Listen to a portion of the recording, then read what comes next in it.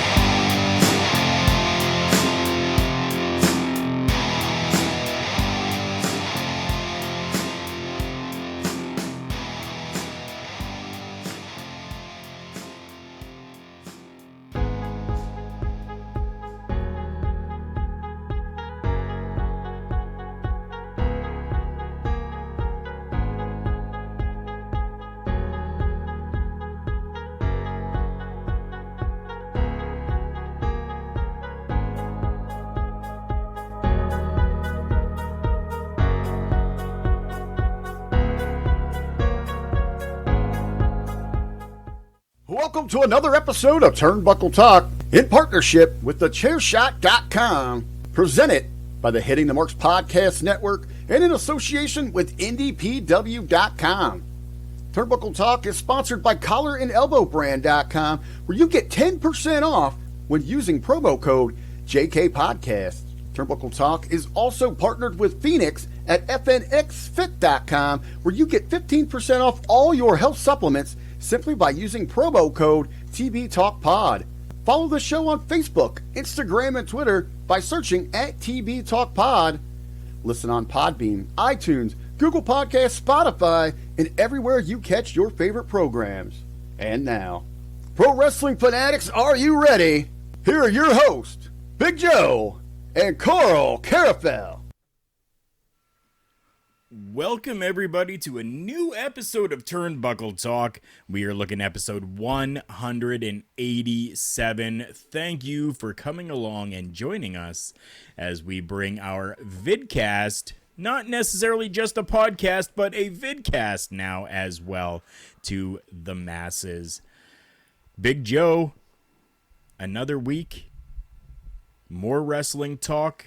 But before all of that, how have you been this past week since we last were on? Oh boy, man, it's been outside of wrestling. This has absolutely nothing to do with wrestling, but I let a little bit go there on Facebook. But I had a bit of a COVID experience.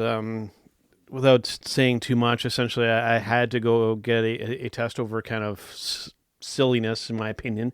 But I had one symptom of runny nose, and I was, forced to go get a test. So I did, and man, damn near a week to get a result. I essentially Tuesday evening, Wednesday morning, and then just, early this morning, finally getting the result, and just logged into the really, really piss poor website that the Canadian government has set up for doing this, and it finally updated, and I was like, yay, finally, I can go back to work and kind of get things back to normal, because dude, it's been a stressful friggin' week. It's been a stressful week.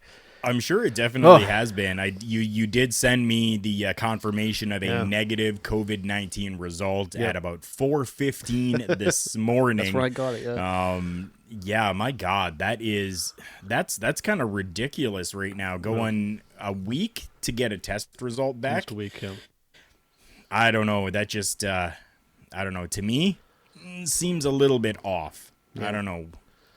Yeah, well, they just expect that you can wait, and do without working. It's not. I don't know if they're short-staffed or if it's just a poorly implemented system that they have. Could be a combination of just everything, right? So they're dealing with the nonsense just like we are, just trying to navigate through it. There's no precedence, right? So, it is what it is, man, and glad to finally be through it. But yeah, it's been a stressful week, and thankfully there's been some wrestling to watch and kind of navigate through, especially in the New Japan side of things, which I'll kind of get into. Provided some entertainment during a very, very funky week for the Big Joe over here in Southern Ontario, Canada. So let's lead off here, Karl, by talking about some WWE shenanigans. That is right, ladies and gentlemen. If you have not heard and been living under a rock for whatever reason, WWE has made their superstars and talent sign essentially new contracts. Yep. But they have the inclusion of this here.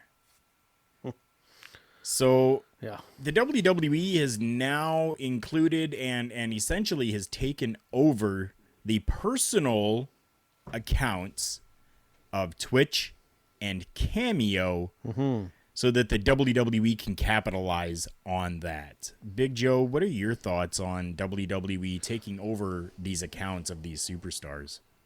So my big issue with this stems from something that Vince and the company have always said. You know, you work for the WWE, but you're still considered an independent contractor. Finger quotations on the other version. You're not going to be able to see that. But this kind of stuff here tells me you are not an independent contractor.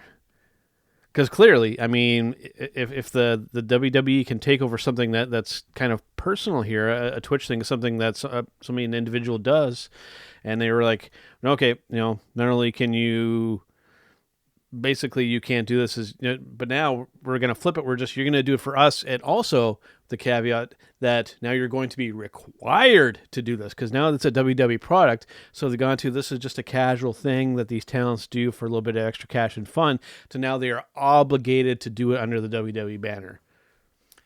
And just to let everybody know, that is only on the Twitch platform. I do have something here that I want to read super quick here to you. Because you were not aware of the Cameo as we came on. I was not. So I want to make this known for everybody. Essentially, the Twitch and the Cameo both are kind of running under the same thing here. So WWE is making talent sign agreements to turn over their Cameo and Twitch accounts to the company. Yep. WWE is essentially making it, as Big Joe said, independent contractors sign new contracts. For Twitch, the key points of the new agreement are including that talent affirm that the WWE is their authorized representative. Yep. Talent authorized Cameo to make all payments and other compensations to the WWE. Cameo will not be made a party in any dispute between the talent and the WWE, and the authorization can only be canceled if the account is canceled. So if I'm part of the WWE and I turn over and sign this so that they have access to my Cameo account, the only way that will be revoked is if that account becomes canceled. Yep. Previously reported aspects of the Twitch deal, including the accounts using the performers' real names, are included. And whatever percentage of revenue the WWE passed through to the wrestlers will count against their downside guarantee in their main contract. That is also said to apply to the Cameo deal. Yep. One important distinction, okay, of the Twitch contracts is the note about cancellation.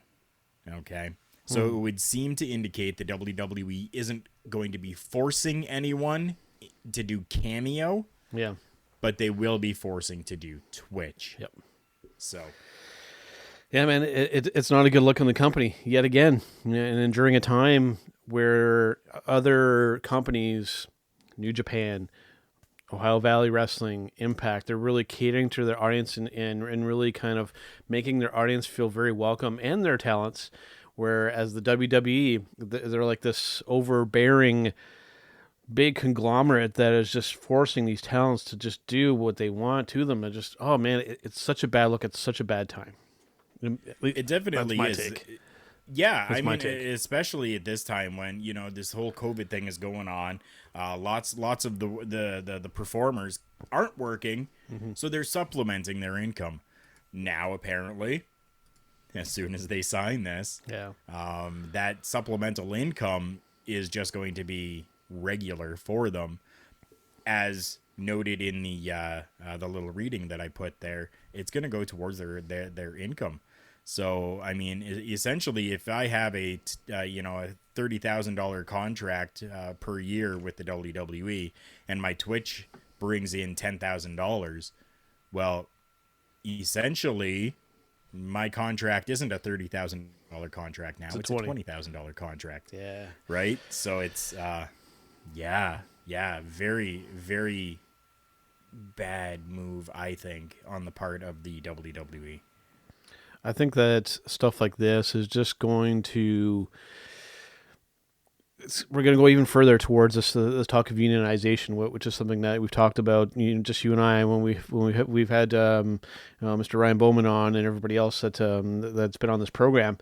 The talk of unionization, I think something like this is just going to make that become even more prevalent of a conversation that's going to happen. And I think that I'm going to say within the next 5 to 10 years that we very well could see a unionization of professional wrestlers. I think it's time. It's going to be very, very tricky to implement, especially given the lower to mid-level companies, like our friends over at CWE, even Ring of Honor. I think you can kind of throw into that ballpark. Impact, and of course our friends at Ignite Wrestling. It'll be very hard to implement that, but I think that there needs to be some kind of level ground and some thing put in place just to protect the rights and the health and the well-being of the performers as well. And because, just this, like I said, I'll say it again, this is just a bad look for the WWE and the time to where they should be really looking to attract people.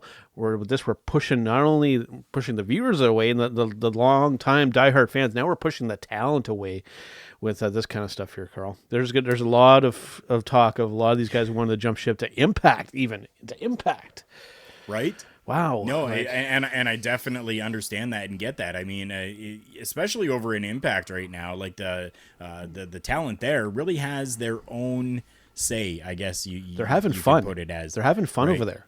They are having a ton of fun.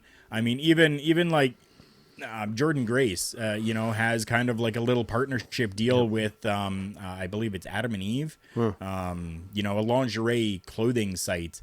She's got a deal with them. She models for their products, puts it out there onto her social media, has a discount code, and she's getting supplemental income that way. Right. So, I mean, it's opening up a world of opportunity for the performers to be able to not only perform for us and do what they love to do, but to also supplement doing something else that they love to do as well. Whereas, unfortunately, the WWE seems to be putting a huge kibosh on that. So I definitely get and I understand where these talents are kind of going, maybe I don't want to be in the WWE anymore. Maybe I want to be somewhere else. And then you get the one most notable, I think, with this situation was Paige. I think she even has one of those OnlyFans things where, you're essentially doing porn at that point. And you look at her, like, she's essentially become like a cam girl on Twitch, Karl. And I believe that she's still technically associated with the WWE, but she's one of these ones where, like, I'm just going to do whatever I want. And eventually then they'll cast her aside. But she's found her niche and she's found a way to make money. So, I guess, more power to you. But when it comes to wrestling, I think she's really kind of alienated herself from that group. Well, I think she's really alienated herself from the WWE group. Yeah. If she were to go to a different company, I think that they would welcome her with open arms. Possibly, yeah. Especially because of how many fans she has on Twitch and, these other platforms that she's doing. She's got all of these followers there, and they're going to follow her wherever she goes. So if the WWE, for whatever reason, does decide that they're going to cast her aside, any company would be more than happy to bring her in and say, listen, we'll work with you. Definitely. Right. And she's really pushing back on this whole thing because this is, something that she's been doing. And as you said, she really found a niche with this. It's really there. And she's really doing good for herself in that aspect. So if the WWE is going to come in and say, well, pretty much your contract is for this, but we're going to take all the money from, Twitch that you're doing. Well, I can understand the pushback. Yeah, and to be fair too, I used to do Twitch, and I used to follow some people and kind of delve into the whole Twitch culture. with Paige, especially the way that she does it, they're not there for professional wrestling. They're there to see the hot girl on the camera. To be fair, They are. That's what they're there for, right? And then those are the channels that do really, really well on Twitch. Some average Joe schlo like me that gonna get watched on Twitch. It's just a fact. I've tried that experiment. They're not there for the professional wrestling. They're there to see the hot girl on the camera, and that's what it is. I'm not going to denounce it because it's if you know what you're good at and you can do it and make money at it, more power to you. As long as it's legal. Speaking of hot things on camera, yes. Let's go to our next topic here. Yes. This is something that actually in the internet wrestling community has really been a hot topic as of late. We're looking at AEW Dynamite. And we're looking at them being a year old. It's already been a year, man. It's already been a year. What? Where's the time gone? We've gone from in this podcast talking about the upcoming before All In happened, and then the birth of the company, and waiting for it to happen, and it finally becoming and already they've done a year of television program. It's pretty nuts. Pretty nuts. It definitely is. It's mind blowing. And then for just some of the different things that they've done, right? Like I mean, gimmicky stuff that they've done, right? Like they did the Mimosa Mayhem, right, which was pretty cool. Jericho and Orange Cassidy, and then the Stadium Stampede matchup that happened as well, which was a little I enjoyed that, right? One. And then they broadcast from a cruise ship. Yep. They taped an episode of Dynamite on the cruise ship. Yep. And were able to put out an episode all within a year. Which, by the way, I was part of that historic event that happened. Absolutely. The first AEW Dynamite on a cruise ship. Just holy crap, they have done so much within a year.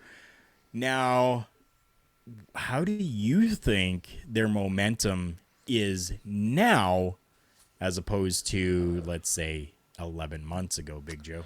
Well, I'm going to personalize this a little bit more because, my experience is going to be different than yours. It's going to be different from people that are watching this or listening to the audio version. Your experience is all going to be different. For me, one thing to keep in mind with me personally, since this show not since this show, Turnbuckle Talk, but since AEW Dynamite started, during my quote-unquote day job or mark job, if you want to call it that, I've shifted from being a day worker / afternoon / evening worker to a night shift worker. So having said that, it's changed my viewing habits, not only for professional wrestling, just in general when it comes to regular television, when it comes to movies, when it comes to YouTube and whatnot.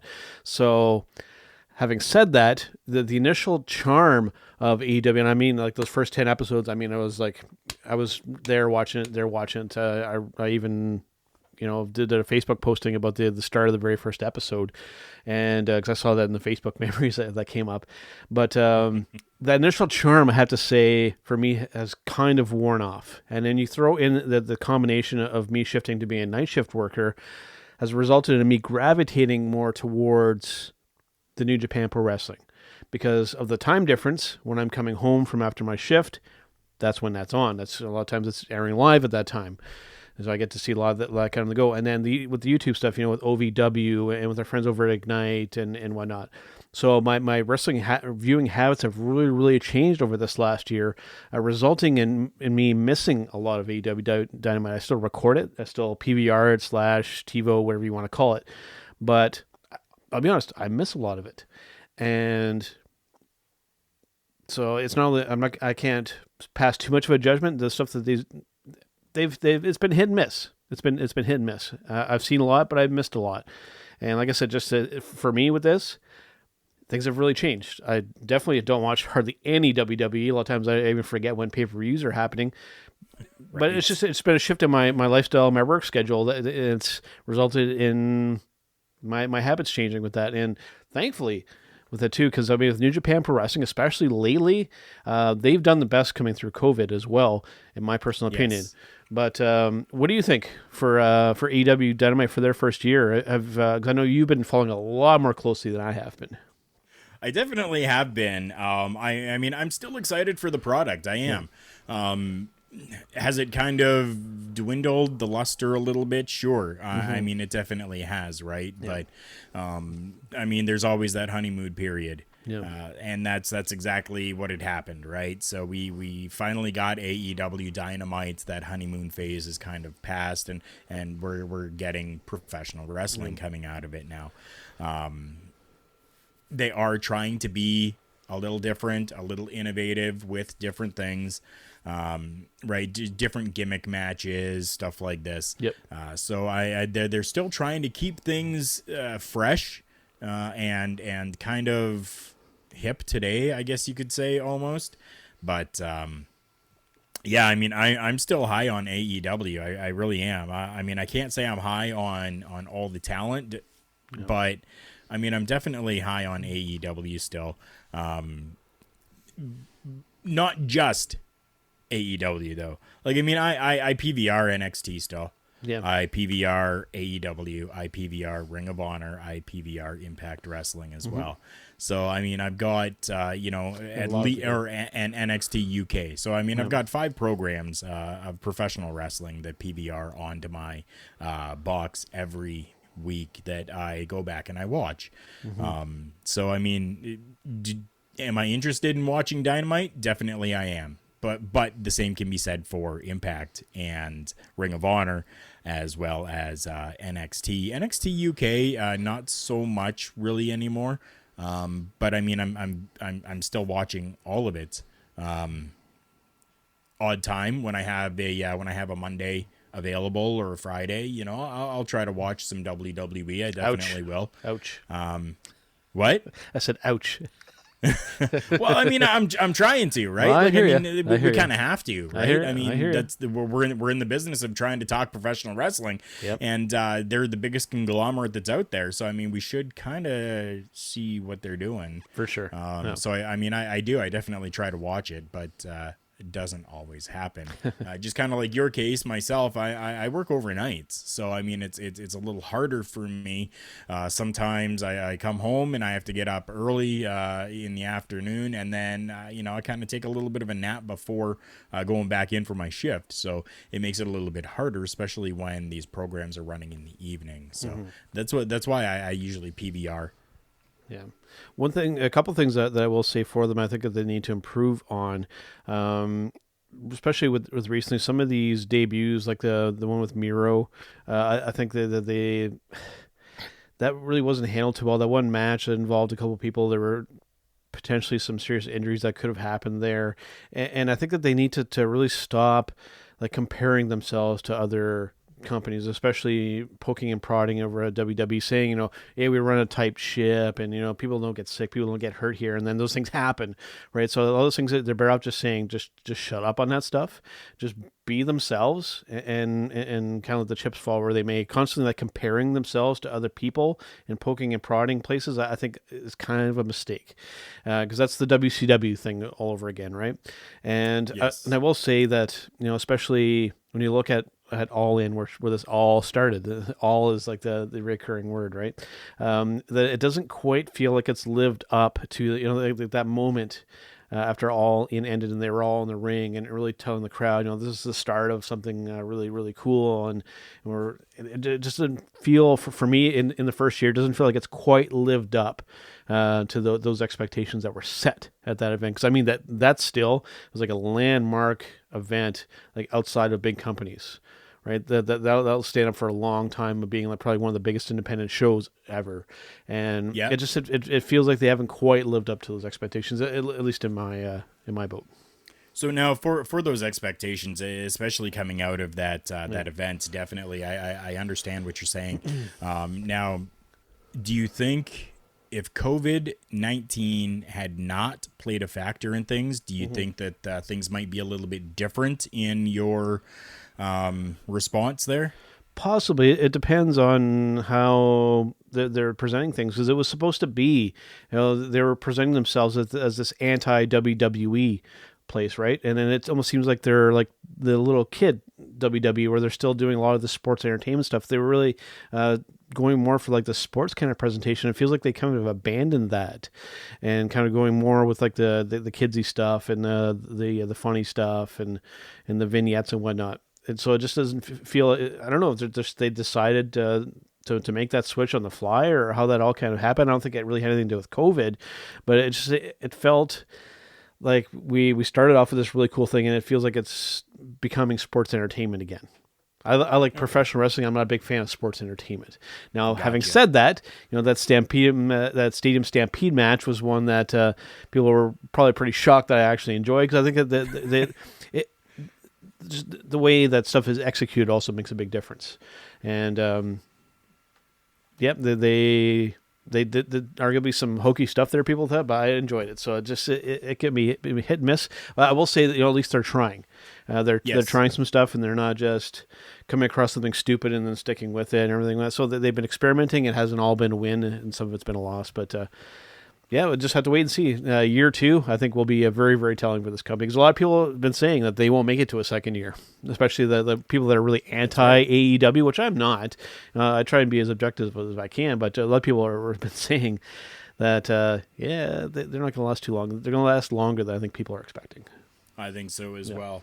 I think right now is a good time for us to take a first commercial break here. Let us hear from our friends, as you see down at the ticker there, from collarandelbowbrand.com. Wrestling. A love and a passion we all share. I've started a wrestling brand.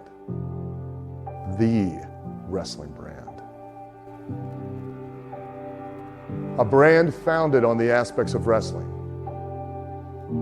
2 entities working together to create a product that connect emotionally for people everywhere. Collar and Elbow is the brand. Passion and love for wrestling is the drive. I am Al Snow, and this is Collar and Elbow, the wrestling brand.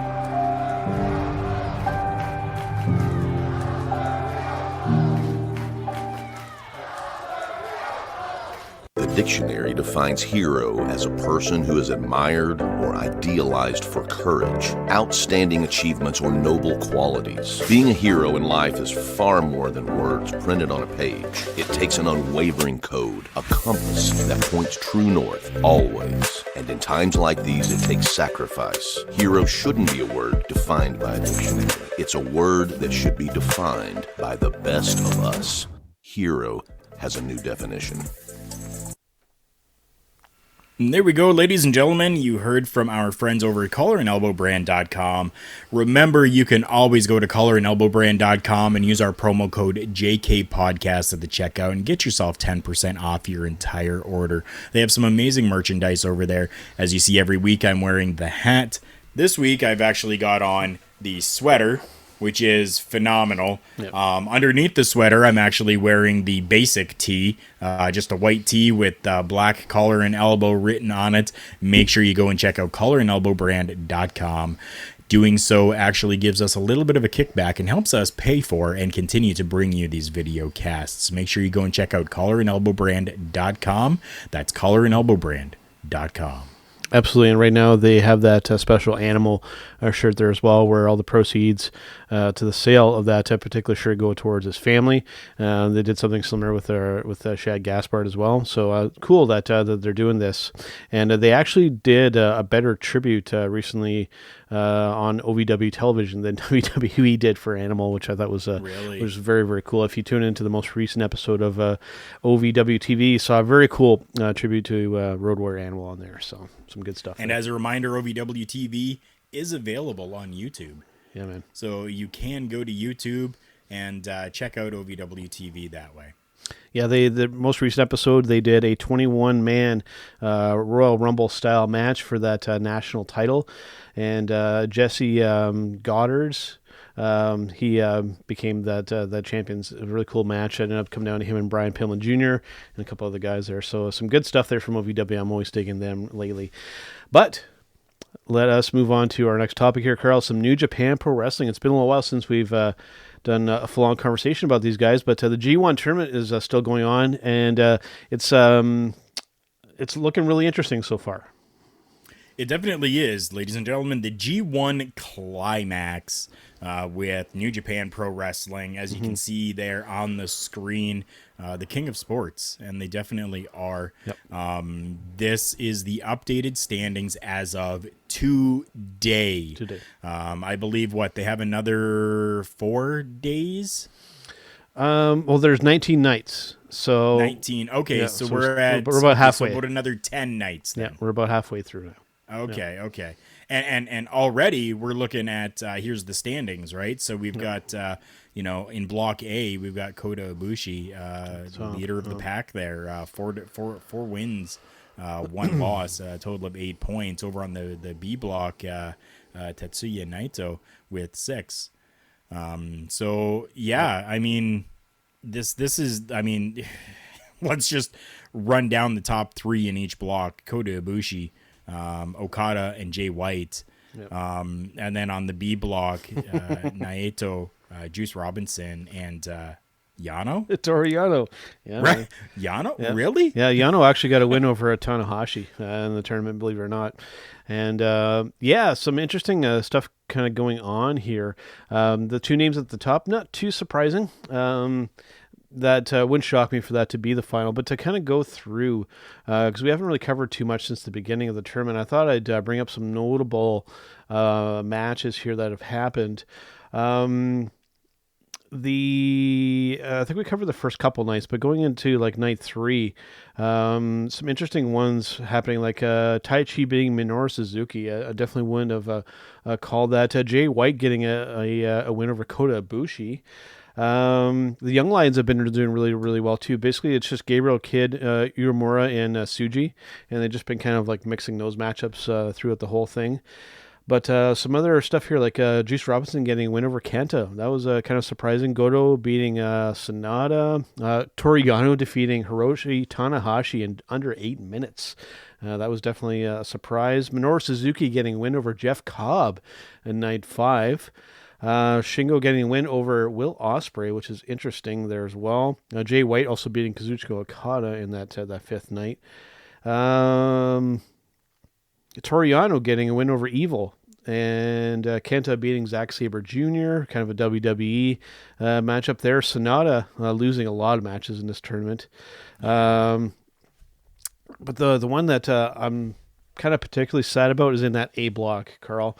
And my boy Shingo Takagi is sitting there with 4 points, 2 wins and 3 losses, man. That one's rough. And then Sonata bringing up the rear in that B block, man. He's got to be wondering, what do I need to do in this company to get a fair shake? They seem to really have it out for that dude over there. I don't know why, but yeah, you're very much so right. I mean, that's the way it seems. It's just it's really weird. Really, really weird. What's your prediction, Karl? What's the final matchup for this tournament? Oh, geez. Kind of going by how things are looking right now. Okada and Robinson. I want to say Yano, but I don't think that's gonna. I don't think that's really gonna continue for very much longer. I think that this is just a rib on everybody, and I think at some point we're gonna see Toru Yano kind of starting to get those losses coming in, but yeah, because when you actually look at that, I actually had to do like a double take. Yano isn't really sitting there in 3rd place. He is actually tied 6 points for the lead for first with Juice and Naito. Juice is a nice surprise there at the top. I think he might surprise, but he has a very, very different looking kind of gimmick right now. I'm not sure what that's all about, but I'll get to that a little bit later. But yeah, some other surprises like Will Ospreay, I think is somebody that still could make an impact there. And Jeff Cobb, kind of sitting there in the same spot as Shingo. It's still fairly early. There can be some movers and shakers here, but I think that this ultimately comes down to Kazuchika Okada versus Tetsuya Naito in the final. That's going to be my prediction. Okay. You see, I'm kind of thinking that they're for this one at least they're going to have a little bit of a mix of New Japan and North America in there. So kind of having Juice Robinson, kind of continue on further, or even Zack Sabre Jr., which really isn't North America, but kind of was North America for a while. Yep. Or they could take things in a totally different way and go, Naito and Ospreay or something like that, or Jay White, right? And then kind of have that mix of Japan and anything else. Yep. It'd be interesting to see how it all kind of plays out. If Yano ends up in the finals, I know our friend Mr. Michael Jargo. I think by that time, Destino will be back up and running the podcast. Yeah, and I think you'll definitely be hearing a lot from him. Those will be some episodes that I'll tune into for sure. Those will if it plays be out that episodes that you will not want man. your children around for because they will be explicit. Absolutely, and I can't blame them. All right, man. Let's shift back over to some WWE talk.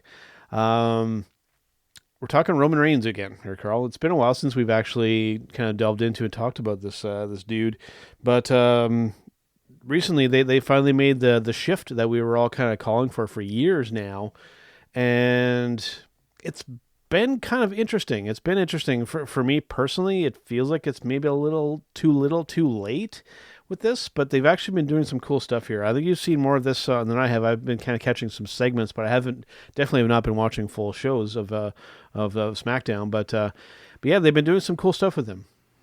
They've been doing some really cool stuff with him. I'm super excited for it. And even this photo here that I'm going to put up on screen really tells it all. Yeah. Wearing the lei over his neck, wanting to be called the tribal chief. And then like the two guys that are there, those are his cousins. Mm-hmm.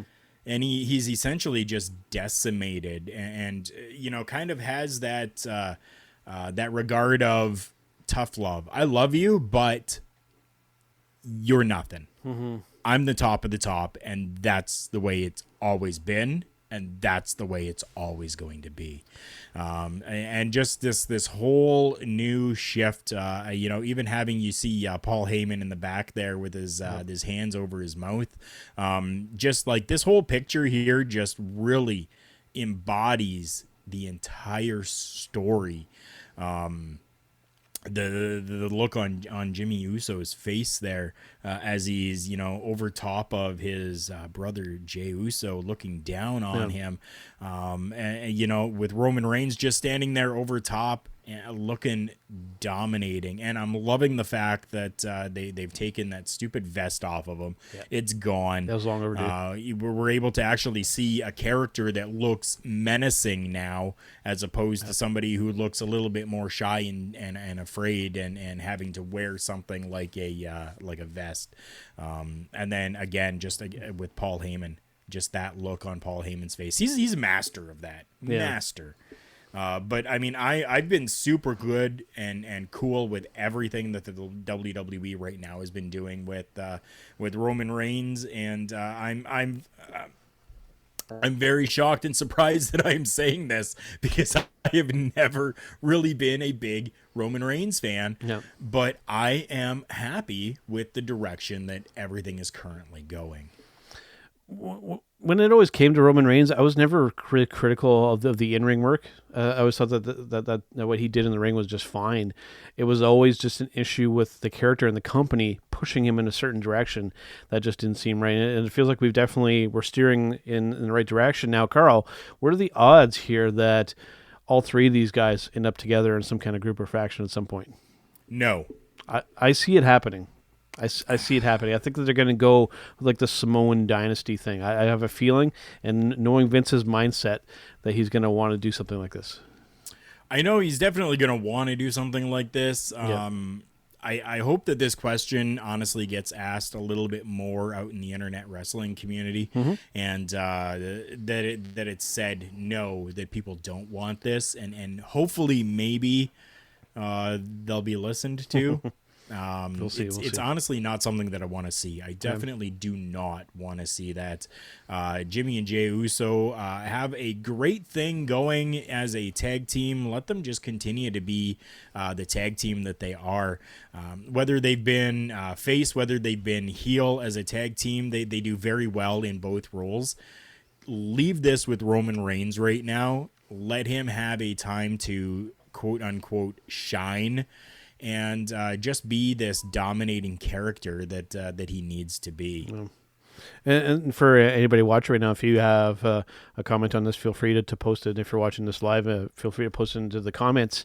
The reason why I kind of bring that up with them because I really feel, I like to kind of not make fun of WWE, but I'm pretty critical of them lately. One thing with the Usos, I can't really be critical of them, Karl. I think that I think a lot of people don't give them a fair shake. Honestly, I think that they're the best tag team in the company, and I think that in the WWE, I think that they're kind of being wasted there, Karl. And I think eventually, I would love to see them like in a Ring of Honor or New Japan. Impact, maybe not quite so much, but I think especially over New Japan, and if they could kind of cross over with Ring of Honor, I mean, a matchup with the Briscoes and the Usos, that would be absolutely phenomenal. And just the stuff that they could do over New Japan as well. I mean, in World Tag League, they could really excel over there. I feel like these guys are just being wasted in this company, and that's why I think that they might try something here. They might play the angle of Roman Reigns, basically saying, kind of beat them up for a little while and be like, hey, you guys are our family, come and join me, or kind of be destroyed, right? So I think eventually they might kind of play that angle. I don't know how long of a deal these guys have with this company, but I would love to see them go elsewhere. And I don't want it to be AEW. I don't want it to be another one of these guys where it's like, okay, these guys were left WWE, and the first thing that everybody always says is they're going to AEW. Right. Go elsewhere. New Japan is where I think these guys should be. You know what, and I'm in agreement with that. I would rather see them in Ring of Honor though, as opposed to New Japan Pro Wrestling, because just as you mentioned, could you imagine the Usos versus the Briscoes? That's a dream matchup I've wanted to see for years. A feud for a while going on between those two tag teams. That would be epic. Yeah. That has gold and money written all over it. It does. And that's where I would want to see them go. And I mean, they've got some great tag teams over in Ring of Honor as well. So why not? Why not? Like, there's so much that can be done and happen over in Ring of Honor with Jimmy and Jey Uso. If the WWE ever, releases them from their contracts, that's where I would rather see them go, is Ring of Honor. Yep, no, absolutely. So we'll see if anything like that happens. I feel it's not so much that they don't necessarily belong in WWE. I feel that there's not enough there for them to kind of play off or to really kind of compete with. It feels like they're the only tag team that's worth a damn in that company, and everybody else, like, it's such a sparse tag team division that they have in WWE. Like, it feels like they don't even care about it anymore. And it's been that way for quite a while. It definitely has been. I mean, they really feel like the tag team, because, and not just because they're, brothers or whatever, right? But I mean, you really feel a different dynamic between two guys who have been a tag team pretty much their entire career, to other ones who have just kind of been thrown together. If you guys want a little bit more on tag team stuff, go and check out our last episode where we had our tag team special. We were joined by a couple of good friends of ours in Rick Vickery and Michael Jargo. So if you want, you can go back and check out our Facebook page at TB Talk Pod. You can find everything there for the shows, and you can go back and watch that tag team special if you want to hear a little bit more about tag team stuff. But yeah, I mean, I personally, I agree with you. They seem to be about the only ones that are really making any type of a impact right now. Yeah, for sure. Speaking of our friends here, before we move on to our next topic, because when we do go live with the Facebook here, I also do share from our Turnbuckle Talk page to my personal page, and I actually have a comment that I want to kind of bring up, and it was about the Twitch at the top of the program here. Our friend Mr. Stevie Richards from over in the Hobby Media Group and former WWE talent, Mr. Stevie Richards had a comment about the topic saying, "Why would I want to stream for hours on my days off to have WWE pay me what they feel like?" I agree, Stevie. I agree. There we go. Right? Wise words. Wise words. I mean, yeah, if you guys ever see anything, if we ever say this is coming from Stevie Richards, okay, all you got to know is listen up. Yeah. Because this guy knows what he's doing. He knows what he's talking about. He's one of the best minds in the business ever. Yep. So, yeah, if we ever say Stevie Richards says... listen up. Absolutely. And actually somebody that when we get to our 200th episode, actually Stevie is one of the guys that's at the top of my list to have on Turnbuckle Talk. That's something that I've wanted to do for quite a long time, and I think I'm hoping to someday make that happen. And so stay tuned. Yeah. Eventually we'll have Stevie on this program. I guarantee it. All right, so next up here, Karl, let us, I guess we're going to talk a little bit of breaking news. Let me quickly play our little bit here.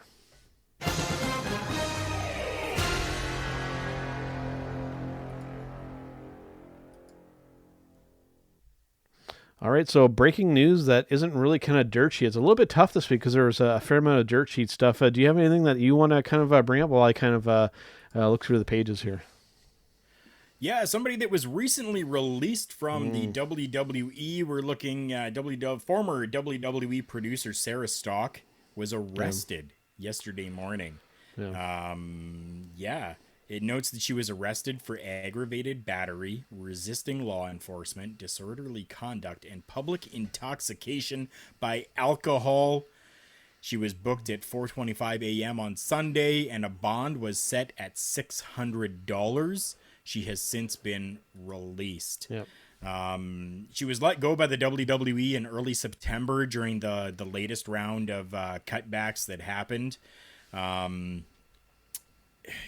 Yeah, I mean, is this a product of being released? Is this a product of COVID? Is this, kind of, it's what is happening? What is going on? Yes to both. I think it's a combination of everything. Even just for myself at the top of the program, going through and waiting for this test result, it takes a toll mentally, and I can just imagine like if the test came back positive, like it would have. Definitely added to the stress level. So I get it. It's kind of hard to blame WWE on this kind of stuff, but yeah, it's one of those things that kind of is what it is. Mental health is something that we've touched on in this program and other programs that we're a part of, but it's something that's definitely becoming an issue in the current landscape of things. And I think that unfortunately this might become a little bit more commonplace. Something else that kind of loosely ties into that, with a lot of WWE talent that have been released recently, and the most recent one that I saw was with Mr. Eric Young, who has gone back to Impact, thankfully, of this news and information coming out of what WWE had planned for them before the COVID-19 started. I'm seeing a lot of this coming out with the talent that has left the company, and this information is being leaked out. It feels, I think it's on purpose here, Karl, that WWE is leaking this information to make this talent feel guilty for going elsewhere. I think that's kind of the ultimate goal. It seems kind of petty. I think that kind of might be what's going on.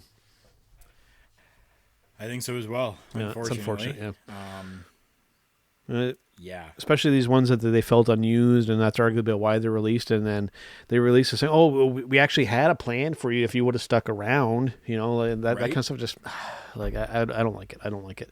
And I think it makes everybody kind of look petty and whatnot. But yeah, it's one of those things that it kind of is what it is. There's been a fair amount of dirt stuff. There's Joey Ryan stuff that I don't really want to bring up. More Velveteen Dream stuff. So yeah, there's a lot of kind of questionable stuff going on behind the scenes, but really stuff that's worth kind of bringing up for breaking news.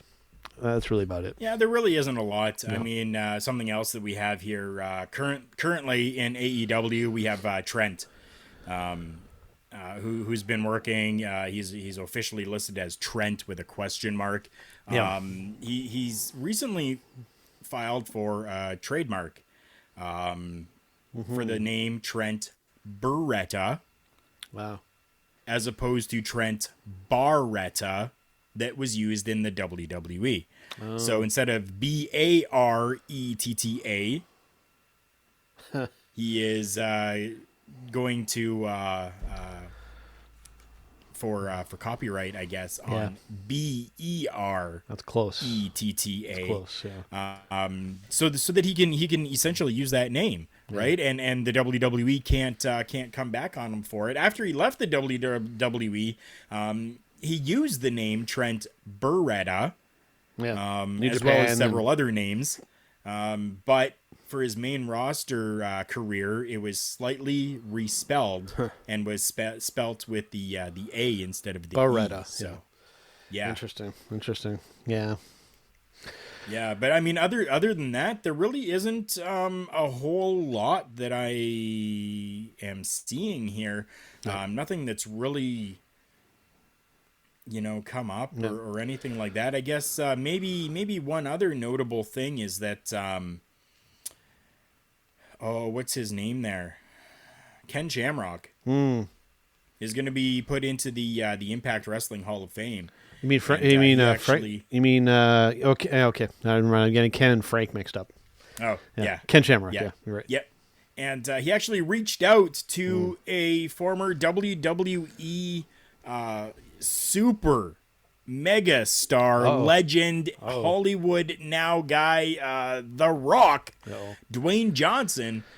And The Rock is actually going to do a recording for him for his induction into the Hall of Fame. So really cool. I think that's a very classy move on the part of The Rock, that for him to even do something like that and essentially show that you can transcend the WWE and be there as professional wrestlers and people together, right? We'll see if it happens. I have a feeling Vince is going to put the kibosh to that, but we'll see. I mean, I don't think he could even appear in Impact as Dwayne Johnson, because he's done stuff in WWE as Dwayne as well. So I'll be happy and glad if it does happen, but I have a feeling that once Vince gets wind of it, he might, at the very least, want to meet with the Impact guys and say, hey, we need a bit of a kickback if you're going to use Dwayne on your program. But we'll see. Honestly, I think if it does come to that, Dwayne will probably look at Vince and say, Dwayne, go ahead and find me. What do you want? I'll write the check right now. Yep. Right? Like, that's just you see it. You see in different articles and different news pieces that have been done on The Rock. That's just what he does. He's got one of the biggest hearts that you could ever imagine to see, and I think that's essentially what he'd do. Is if the WWE did decide to do some sort of retaliation over this, he'd just say, Vince, how much do you want? Like, I'll just write the check here. I mean, Duke can like rip out an iron gate from solid masonry work by himself. I don't think he's a guy that you want to tick off either as well. The only other kind of breaking news I think I would kind of bring up is Kairi Sane. It looks like she's gone back over to Japan, but I guess is still technically affiliated with the WWE, so it's almost kind of like they let her go, but not quite. It's strange. Because she's somebody that I'd really, really like to see back in Stardom. Because they've been killing it in Stardom. Now, if you get a chance to catch any of their program lately, they're absolutely doing fantastic over there, especially now that they're affiliated with New Japan. So I'm hoping that they'll kind of let her go at some point and she can get back to... because she's an incredible talent. She's a little undersized, and I think that was a big reason why they didn't push her over to the WWE. But, I mean, she's somebody that they need to let her work over Japan. Please. Definitely they do. But you're right. They did let her go back over there because she had just gotten married and then came over to North America and, was missing her husband and wanting to go back and be with her husband. So they're like, okay, like, cool, we'll let you go back. Yeah. But you're going to become brand ambassador, essentially, for the WWE over there. So that's essentially what they've done with her is they've given her the availability to go back home, be with her husband, but still kind of having her under contract as an ambassador of the brand over there. Yeah. So, we'll see what becomes of that. All right, Karl, before we do our Showstopper segment, we need to do our Match of the Week segment.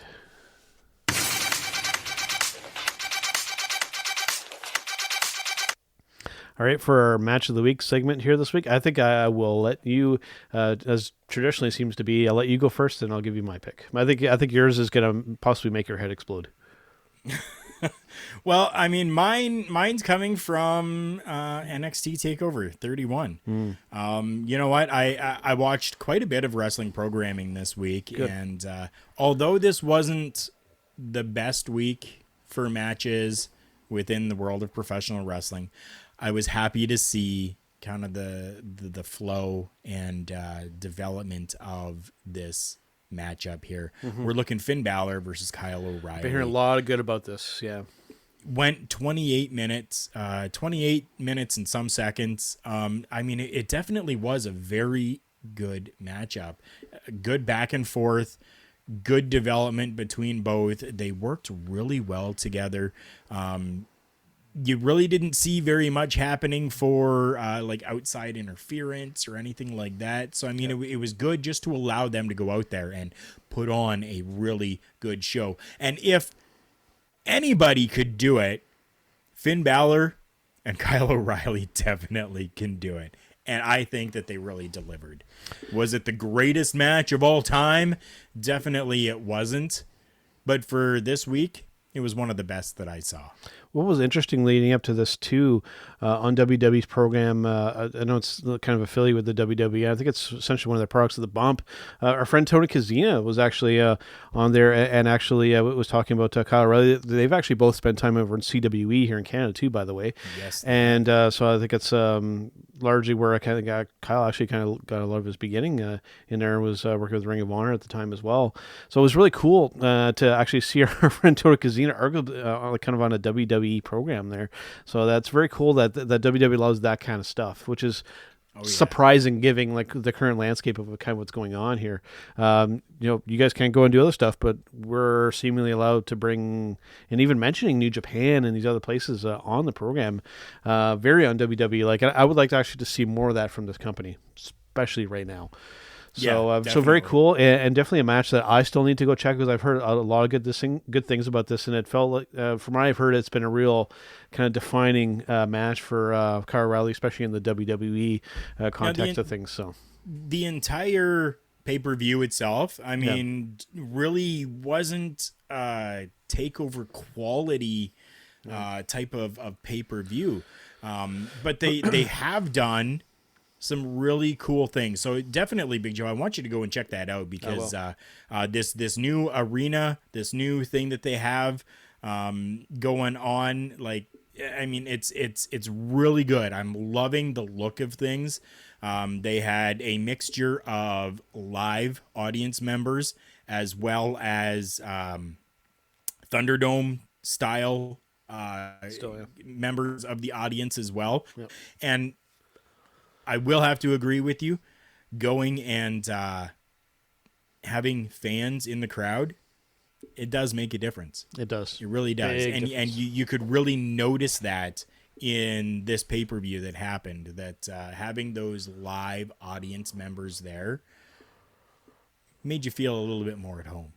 One of the reasons why I really enjoy New Japan Pro Wrestling recently is they have a fair number of fans in the arena watching the shows, which makes my match of the week segment kind of a little more impactful, and it was really good for me because, like I said, this past week was a pretty stressful week for me, and thankfully I got to watch some entertaining professional wrestling during my time.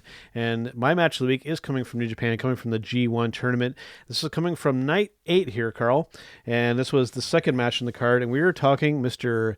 Juice Robinson versus Toru Yano. This is my match of the week for this week here, Karl, because it was only like just shy of 7 minutes long, but I was thoroughly entertained by this match. They did some funny segments here, and I just sat back. You get to hear the reaction from the crowd. Yano spraying hand sanitizer at people, and they even tied up Juice's legs at one point. And Juice had to kind of hop back into the ring, and just a lot of talk back and forth between the two guys. It was fantastic. I really enjoyed it, and it put me in a good mood after kind of a crappy week. So I thoroughly enjoyed that match. Congrats to both guys, and even Toru Yano. He put a smile on my face. So mission accomplished. And you know what? That's exactly what it's all about, people. Professional wrestling isn't just always about what's actually happening competitive-wise between the two people. It's there to elicit an emotion. It definitely did that. Right? Yeah. And if, so there you go. Somebody who is a comedic, type of worker, sometimes is a good thing, especially if you've been having a pretty crappy week or the day's just gone to hell. And, being able to see something like that elicits that emotion. And that is what professional wrestling is all about, eliciting those emotions. He managed to list some good stuff out of Juice as well. So anybody who hasn't had a chance to check out that match, go check it out. You'll have a hoot. It doesn't take a whole long to watch it. So do yourself a favor and go check it out. I think it'll put a smile on most wrestling fans' faces. All right, Karl, before we go to our Showstopper segment, let us hear from our friends over at thechairshot.com. Why should you visit thechairshot.com? Thechairshot.com is your home for hard-hitting reviews, news, opinion, and analysis with attitude. Why? Because you're smarter than the average fan. Thechairshot.com. Always use your head. All right, guys, Big Joe and Karl Karufel back here in Turnbuckle Talk. It's time for our Showstopper segment.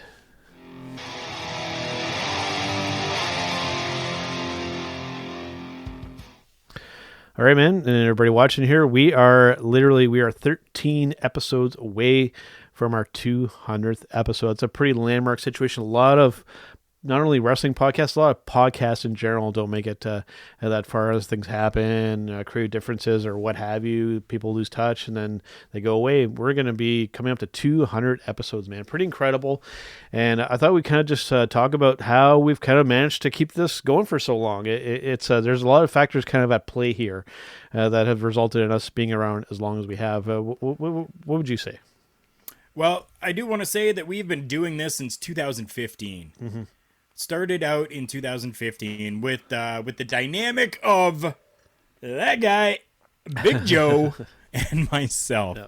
Yep. So we have talked about before, the beginnings and how things, came about for the Turnbuckle Talk program and events surrounding the combination of Big Joe and I.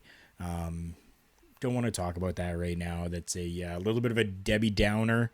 But Kyle, we love you. Mm-hmm. And that's about all I'll say about that. Yep. But yeah, I mean, since 2015, we've been going and we have been consistent. And I think that that's one of the biggest things for us is that we have had that consistency. And I'm going to pull up on screen here. Boom. There you go. You see that right in the center? That logo is something that I had created. I had it done up for me by my good friend Josh Meisner. Paid him for the work, so yep. That's mine. That's my logo. That's our logo. Yep. Everything I paid for it.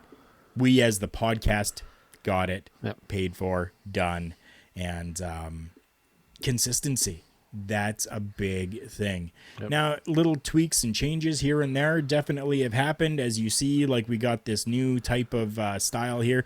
If you kind of take your hands and cover up the logos on the side that you see there, that's essentially what we're now using for our logo. Yep. Actually, you know what's really cool about StreamYard? Here. There you go. Yep. So up at the top right-hand corner, you see that logo. So a little slight change, kind of like other companies have done as well, but we've been consistent with that logo. Yep. So consistency is key. Yep. And the other thing that you notice, and with this still up here, kind of tells the story as well. Just all the associations and the friends and the partnerships that we've developed over the years. Collaranelbowbrand.com, Carlos over at Indie Pro Wrestling, Greg over at thechairshot.com, StreamYard, the Hitting the Hitting the Marks podcast network with our friends Rick and Jargo over there. That's really, to just kind of focus on that for a minute, that's really been one of the biggest things for me with this podcast is becoming associated with those guys, and especially and the guys over at the grill position. That's been some of the most rewarding stuff that I've done when it comes to just podcasting, broadcasting, kind of in general. Getting the chance to work with those guys has been absolutely amazing. It definitely has been. I mean, they developed from partnerships to friendships. Yeah. Which is just amazing. And I mean, for us to be able to at any time pick up our phone or hop on the computer and send a message and go, hey, I got this idea I'm thinking about, or hey, I feel like crap. Yeah. Let's talk for a couple minutes, and they're there. They're there for you. It's become a friendship instead of just a partnership. And that's been a fantastic thing. Especially I want to give a shout out right now to Ryan K. Bowman. Our friend has been going through some very trying times right now, but is bouncing back, making a full comeback, as we know he will, because he is a tough son of a bitch. And I mean, Mickey as well, you know, his fiance, they've both been very strong throughout everything that has been going on. And Mickey and Papa Bear, we love you, and you know what, we're here for you, and we appreciate you. And I just wanted to make sure that you guys got a shout out from us at least. We've talked, we've over Facebook and stuff like that, but happy to see that that a comeback is taking place right now. And then just like I said, that's the type of relationship that's been built, is that where we can share in the care. It's been fantastic. Yeah, absolutely. And for Ryan, like you had mentioned, he's on the mend, and when he's good and ready, we will definitely be having him back on the podcast. He's always going to have a home here with us, even after the grillposition.com. It's that dude's more gone past, like, with especially with him, Michael, Jargo, and Rick. Those guys are like, it's gone past friendship. Those guys are like family to us now. That's right. And so it's always welcome to have any of those gentlemen on this program, and they will always be able to. And just even kind of going forward, we have some new prospects on the horizons with the podcast and just wrestling in general. There's a lot kind of on the go. We've never really kind of blown up into that stratosphere. We've but we've like you said, we've been consistent, and we've built a whole lot of partnerships and friendships. And to me, that's been more rewarding than achieving any kind of superstardom and whatnot. That was something I'll always take away from this, is just all the great experiences and the friendships made throughout the years. Definitely. I'm going to get this out of the way just super quick here. We already talked about our friends over at collarandelbowbrand.com.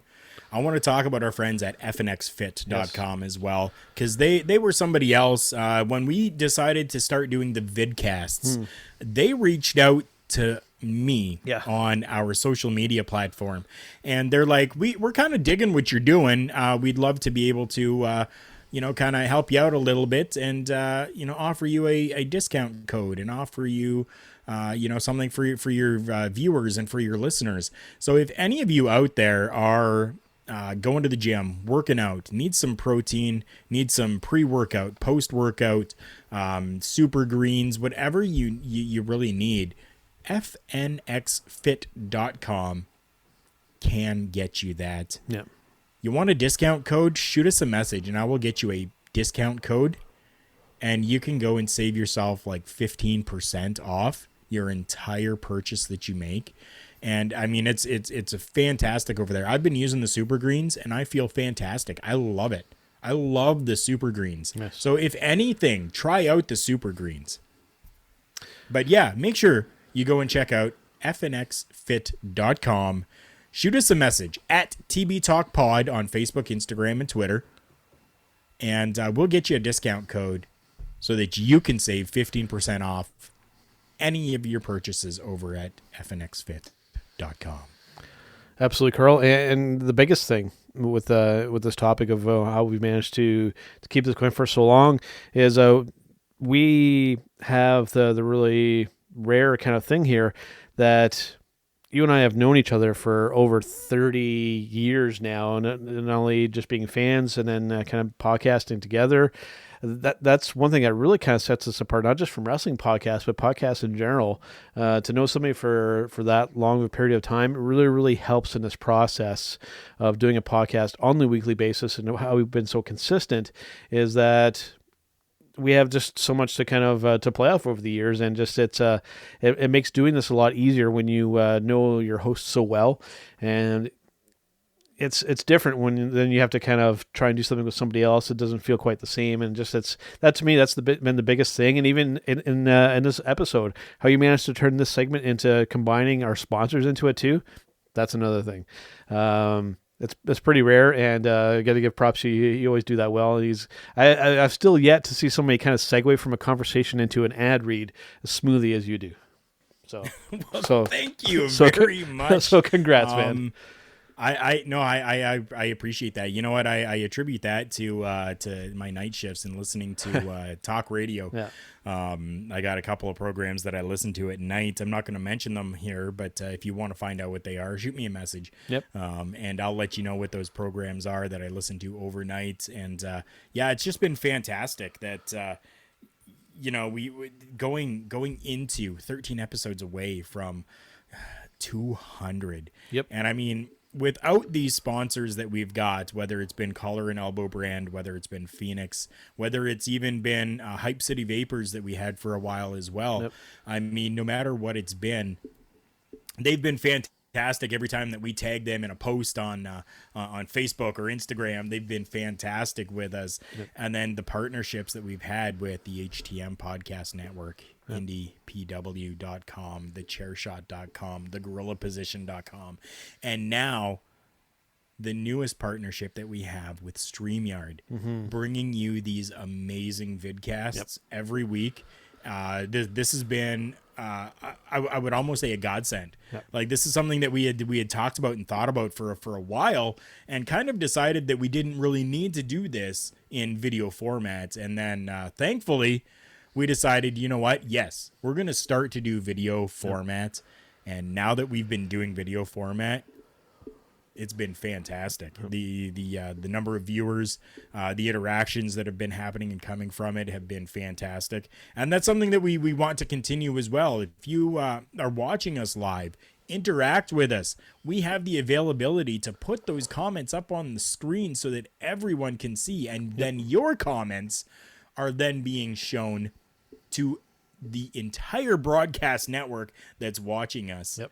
So, I mean, it's just simply fantastic that StreamYard has been there, and very, very minimal in cost as well for us to be able to do this. So, I mean, it's been fantastic. And the guys over there at StreamYard are continuously updating things as well and giving us more options, different things to do. And I'm loving it. Something that I'm not sure if you even know, Big Joe, but if you put your cursor over top of the window that you see there, the bottom right-hand corner kind of has a little pop-out that you can turn that screen, that smaller screen, full screen. Yep. Like that's something that wasn't there before, and that's there now. It's fantastic. Very cool. And then to even for ourselves branch out into our own merchandise, I mean, that's fantastic as well. Big Joe is wearing the classic logo tee. This episode, I've been drinking out of the classic logo mug as well. I mean, turnbuckle-talk.myshopify.com is where you need to go for that. Hopefully, we'll be able to continue with that. I will let everybody know that there has been a 90-day trial that we've been given for this. So if there is anything that you want on there, you better go and get it quickly, because if unfortunately, if the sales really don't continue, I may have to look at a different avenue for merchandise for us, because that can start to get very expensive to have the Shopify account going, and not having any type of revenue coming in from that to even just pay for the next month of having Shopify. So if you want some merchandise from Turnbuckle Talk, go and check out Turnbuckle-Talk shop.myshopify.com. There we go. All right. Well, I guess that's a good way to kind of wrap things up. Next week, episode 188, we'll see what happens next week in the world of professional wrestling. There's always stuff that happens, and we'll always have stuff to talk about. So we will see you guys on the next one. Have a nice day. It's me, it's an art of B2B. As you can tell in the background, we are out celebrating. That is what we do here at hittingthemarks.com. And I invite everyone to continue to tune in to Turnbuckle Talk, but check out all our other shows we have. You can find that all at hittingthemarks.com. Run.